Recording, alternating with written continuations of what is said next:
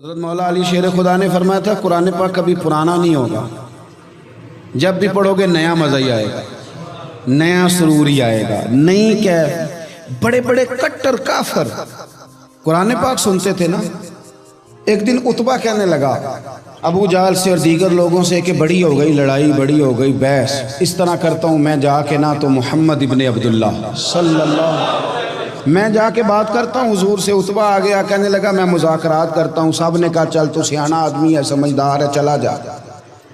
جا کے نہ تو وہی باتیں جو وہ ہمیشہ کرتے تھے۔ نبی کریم علیہ السلام سے کہنے لگا ہم سارے آپس میں ہیں، برادری ہے، قبیلہ ہے، ایک شہر ہے، پھر بھی لڑائیاں شروع ہو گئی ہیں۔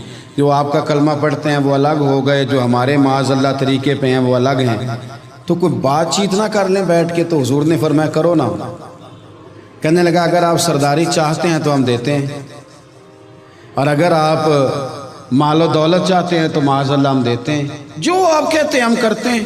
کسی طرح کا بھی آپ کا مطالبہ ہے تو ہم پورا کرنے کو تیار ہیں، تو آپ بتا دیں ہم وہ کر دیتے ہیں۔ وہ بڑی اس نے لمبی چوڑی تقریر کی، جتنی آفریں گنا سکتا تھا گنوائیں۔ کریم خاموش رہے۔ جب اس کی بات پوری ہو گئی تو حضور فرمانے لگے میں بھی کچھ بولوں۔ کہنے لگا بولیں۔ میرے نبی پاک نے قرآن پاک پڑھنا شروع کر دیا، چند آیتیں پڑھی، کھڑا تھا بیٹھ گیا، پھر اٹھ پڑا، کبھی ادھر جاتا ہے کبھی ادھر آتا ہے۔ حضور نے تلاوت ختم کی، کہا کوئی بات کرنی ہے؟ کہنے لگا نہیں مجھے اجازت دے دے۔ واپس گیا، جب گیا نا تو ابو جہل دور سے دیکھ کے کہنے لگا جو گیا تھا وہ تو عتبہ تھا، اور یہ جو آ رہا ہے یہ کوئی اور ہے، یہ کوئی اور ہے، یہ وہ نہیں ہے جو گیا تھا۔ واپس آیا تو کہا کیا طے ہوا؟ کہنے لگا یار طے کیا کرنا ہے، میں نے شاعر بھی دیکھے، کاہن بھی دیکھے، جادوگر بھی دیکھے، میں نے زمانہ گھوما ہے، پر جو قرآن وہ پڑھتے ہیں وہ بندے کا کلام نہیں، وہ رب کریم کا ہی کلام ہے، وہ اللہ کا کلام ہے۔ تم نہیں مقابلہ کر سکتے، تم باز آ جاؤ، وہ تمہارے بس کی بات نہیں۔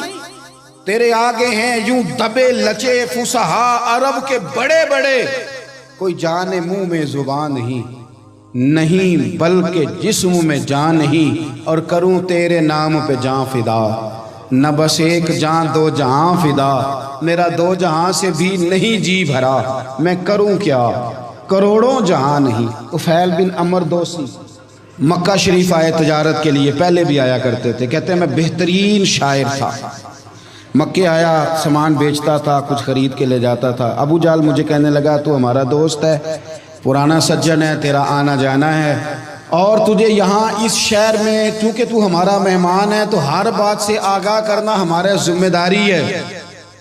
یہاں ایک شخص ہے محمد ابن عبداللہ، محمد ابن عبداللہ صلی اللہ تعالی علیہ وسلم اعلان نبوت کرتے ہیں، اور معاذ اللہ شاعر ہیں، جادوگر ہیں، ان کی تو نے بات نہیں سننی۔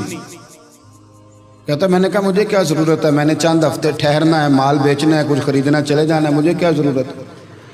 کہا اچھا میں نہیں سنوں گا بات۔ کہتا مجھے نظر آئے کئی دفعہ حضور، اور جہاں حضور ہوتے تھے میں قریب ہی نہیں جاتا تھا۔ کہتے ہیں ایک دن نا حرم شریف میں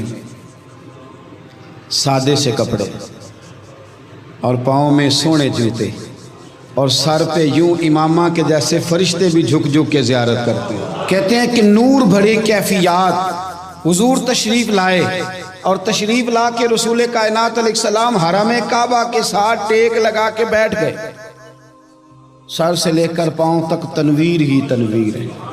حضور تشریف فرما ہوئے، قرآن پاک پڑھنے لگے۔